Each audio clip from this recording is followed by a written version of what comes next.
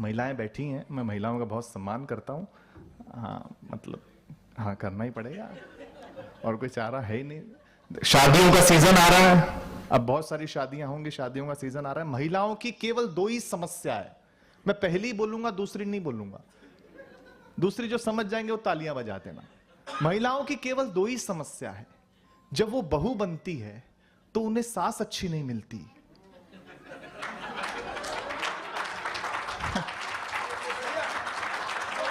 हाँ? तो दूसरा बताने की जरूरत पड़ी नहीं, इससे पता चलता है यूनिवर्सल प्रॉब्लम है। हाँ अद्भुत ही मामला है, महिलाओं से क्या जीतोगे। मतलब पत्नी ने फोन किया, बोले क्या कर रहे हो, मैंने कहा मैं मन की बात सुन रहा हूं। बोले मेरे मन की तो कभी नहीं सुनी। मैंने कहा भाग्यवान जो तुम कहती हो उसे मन की बात नहीं, मन की भड़ास कहते हैं यार। हाँ, लेकिन मुझे लगा कि जाना घर ही है तो कवर करो। तो मैंने कहा कि देखो आज के बाद मैं तुम्हें लड़ने का कोई मौका नहीं दूंगा। अब वो मोदी जी के भक्त है, उसने कहा मैं आपके दिए हुए मौकों की मोहताज नहीं हूं, मैं आत्मनिर्भर हूं। हाँ, लेकिन मेरा जवाब उसके जवाब पर भारी लगे तो तालियों से बताना। देखो महिलाओं, आप कितना भी आत्मनिर्भर बन जाओ, कितना भी आत्मनिर्भर बन जाओ, तुम सुंदर लग रही हो, ये सुनने के लिए तो हम पुरुषों पे निर्भर रहना पड़ेगा यार। हाँ, तो समय अपनी गति से है, लेकिन मैं बहुत जल्दी से एक कविता सुना देता हूं, क्योंकि श्वेता जी को भी सुनना है, सुदीप भैया को भी सुनना है, और अंजुम जी को तो मैं खुद सुनना चाहता हूं। एक बहुत जल्दी से कविता सुना देता हूं, क्योंकि भैया ने भी चर्चा की थी कि कविता का कम हो रहा है वजन मंचों पे। तब मैं एक कविता, मनोरंजन पक्ष मैंने आपका करवा लिया है, अब समय बहुत कम है, इसलिए निवेदन है कि अगली बार इसको और बढ़ाइएगा तो हम थोड़ा अच्छा और सुनाएंगे। मैं एक अंतिम रूप से कविता सुना देता हूं। ये दुनिया जो है वो बैक टू बेसिक्स हो रही है आदरणीय पचौरी सर, ठीक है ना। पहले 5 स्टार होटल में जब हम जाते थे तो हमें चाय महंगी महंगी क्रॉकरीज में सर्व की जाती थी, अब कुल्हड़ में दी जा रही है। कपड़ों के मामले में भी जो पुराने दौर का फैशन था वो आ रहा है। तब ये भूमिका है, आप इसको ध्यान में रखिए और ये कविता सुनिए कि अब जो मैं सुना रहा हूं कविता, मनोरंजन पक्ष पे जितना आपने साथ दिया उतना अगर कविता पे दे देंगे तो मुझे लगेगा आप कविता भी सुन रहे हैं और मुझे सुनाने में हिम्मत मिलेगी। तब सुनाता हूं कि अब जो मैं सुना रहा हूं कविता वो जिंदगी का सफरनामा है।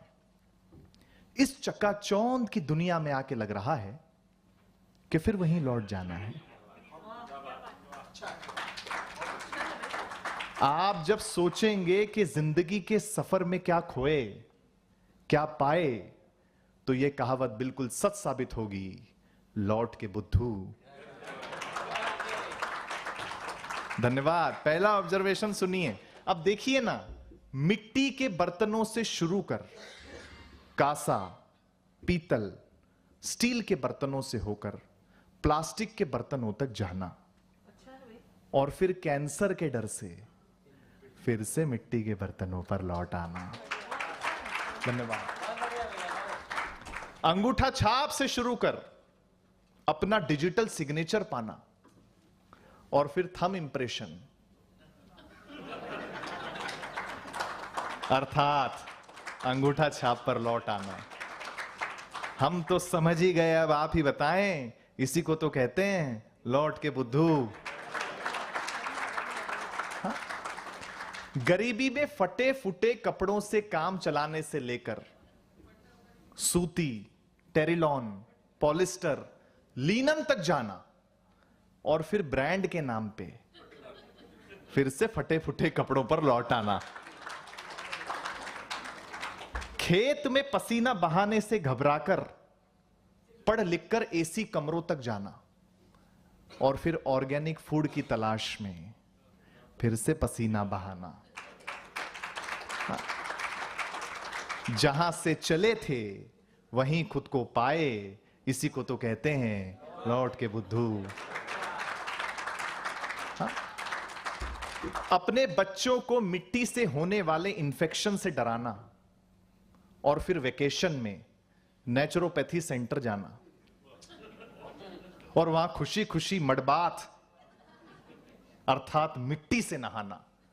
गांव, जंगल, नदी, पहाड़ से निकलकर अपने आप को डिस्को, पब, मैकडी, स्टारबक्स में पाना और फिर मन की शांति के लिए फिर से प्रकृति की तरफ लौट जाना। हाँ, आखिर हम आपको कितनी बार बताएं, इसी को तो कहते हैं लौट के बुद्धू घर को आए। अंतिम 4 पंक्तियां सुनाता हूं इस कविता की। धन्यवाद, आपने बहुत अच्छा सुना कि सुनिए भोपाल के बड़े लोगों के, जब तकनीक आपको आहार बनाने लगे, जब तकनीक आपको आहार बनाने लगे, जब सुविधाएं आपको लाचार बनाने लगे, तो कुदरत का सिद्धांत अपनाएं, क्योंकि कुदरत का जो कायदा है उसको अपनाने में ही फायदा है। अंतिम 2 पंक्तियां, क्योंकि कुदरत का जो कायदा है उसको अपनाने में ही फायदा है, वरना हमारी आंखों के सामने अलग ही मंजर होगा। आने वाली पीढ़ी के पीठ पर ऑफिस का बैग नहीं, ऑक्सीजन का सिलेंडर होगा, ऑक्सीजन का सिलेंडर होगा, ऑक्सीजन का सिलेंडर होगा।